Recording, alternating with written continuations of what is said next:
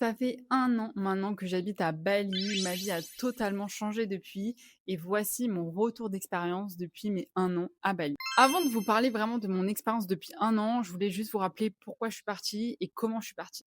C'est très très simple. Le constat actuel de ma vie à l'époque, c'était que j'étais pas heureuse, j'aimais pas forcément ce que je faisais dans la vie et je me sentais hyper opprimée et pas du tout libre. J'ai voyagé à Bali plusieurs fois dans ma vie et en avril 2024, je viens avec une amie à moi et je reste ensuite en solo trip dans tout Bali.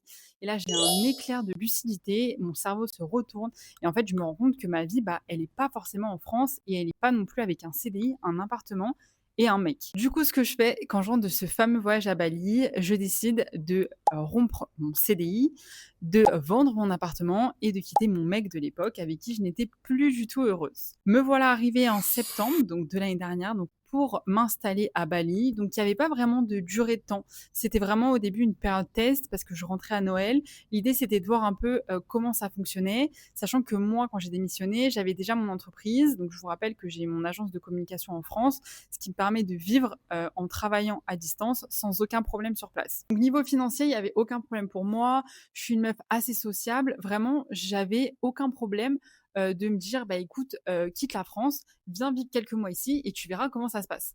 Sachant que de base, quand je suis partie de France, à aucun moment je me suis dit que j'allais rester 1 an. C'était vraiment feeling et one life. Quand je suis arrivée sur Bali, je suis arrivée direct en colocation dans une villa avec Marine et Emma, donc qui ont été mes premières colocs et aussi qui ont été mes premières amies que j'avais déjà rencontrées à Bali avant. J'avais pas vraiment d'attente de Bali, juste j'avais plutôt des attentes, tu vois, par rapport à moi, à être heureuse. Donc au début, quand je suis arrivée à Bali, j'avais plutôt des attentes sur le plan personnel, m'épanouir moi-même, avoir plus confiance en moi. J'avais pas vraiment des attentes de business dans ce premier Bali. En fait, ce qui est marrant, c'est que tu vois, il y a plusieurs éditions de Bali.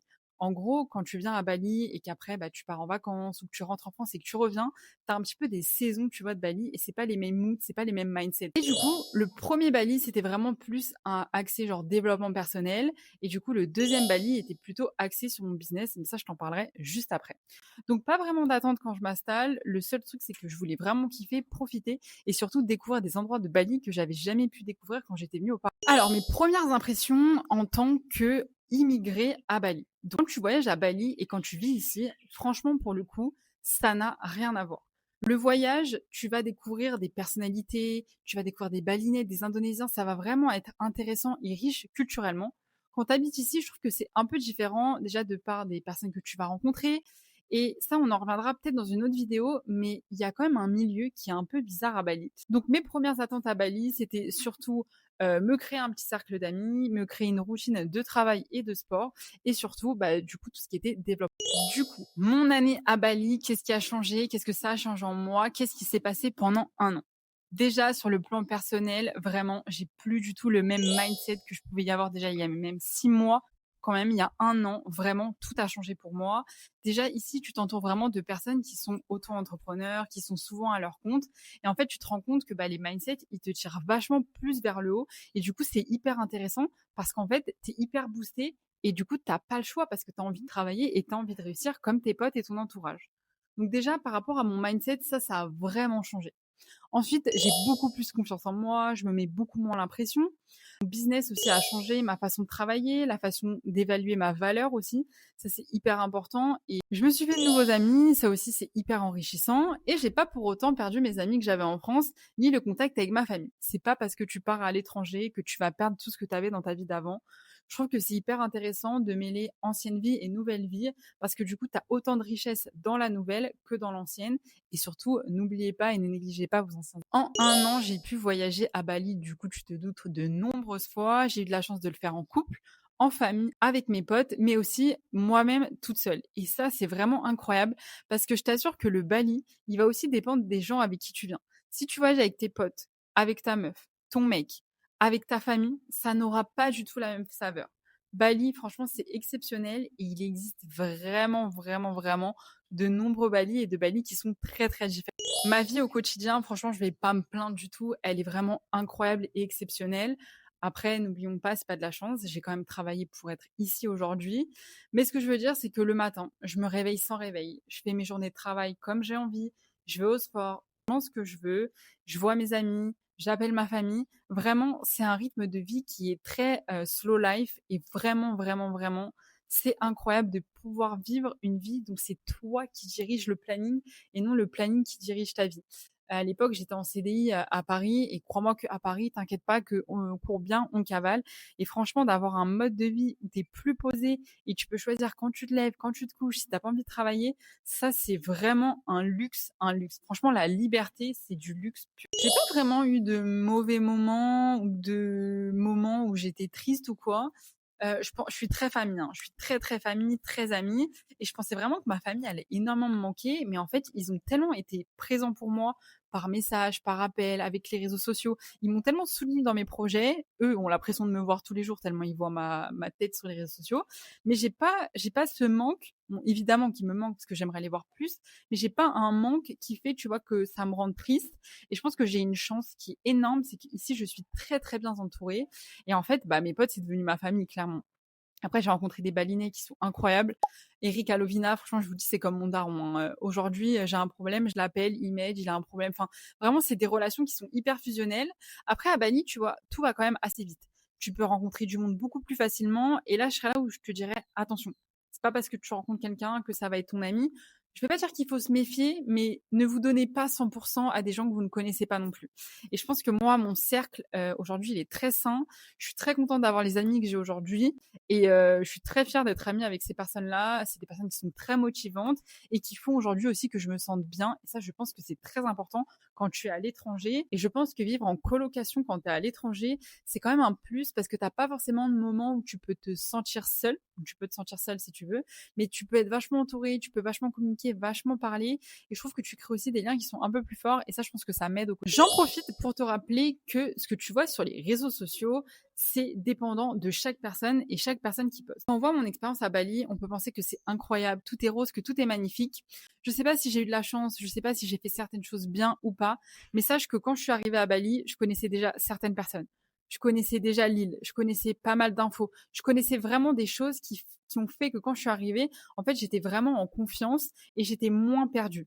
Et ça aussi, je pense que ça joue dans le fait que je me suis vachement épanouie à Bali parce que demain, là, si t'es en France, tu regardes cette vidéo, tu veux tout quitter pour venir à Bali, que tu connais personne, tu connais rien de l'île et que tu n'as jamais voyagé avant, peut-être que ton expérience en arrivant, elle pourrait être un peu différente. Donc fais quand même attention à ce que tu vois sur les réseaux sociaux. N'oublie pas de te faire ton propre avis et surtout, avant de venir, je pense, et c'est selon moi, vivre dans un endroit, tu dois au moins y passer en voyage.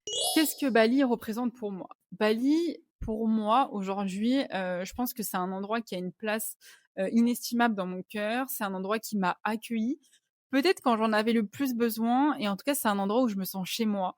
Je me sens épanouie. Quand j'étais en France, je vous mens pas, hein, tous les mois, tous les 2 mois, je voyageais parce que je ne me sentais pas bien et je me sentais pas à ma place.